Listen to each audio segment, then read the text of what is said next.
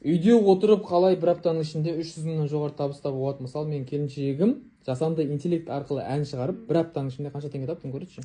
390 мың теңге. Бұның барлығы мен сториста, постта көрсетіп жатырмыз. Күнделікті табысын, немен айналысасың, қалай істейсің, бәрін көрсетші басынан бастап. Сіз үйреткен сияқты жасанды интеллект арқылы өлең шығарып отырмын. Мысалы, туған күндерге, мерейтойға, тұсаукесер деген әртүрлі іс-шара, мерейтойларға ән шығарамын. Клиентті қайдан табасың? Чаттарға жіберемін, өзімнің статусыма саламын, жаңағы парақша ашып, Инстаграм, ТикТокқа шығарған әндерімді соларға салып отырамын. Сол арқылы маған клиенттер келеді. Клиент табуға ақша кете ма? Жоқ, тегін. Қанша уақытта үйреніп кетуге болады мына сайттарды, жасанды интеллектті? Мен өзім жарты сағатта үйрендім. Енді үлкен кісілер болатын болса, көп дегенде 1-2 сағат кететін шығар. Мына жердегі ең қиын нәрсені айтшы, мысалы, текст шығару ма, ән шығару ма, заказ табу ма, несі қиын, ең қиын нәрсе? Ең қиын нәрсе ақша санау шығар.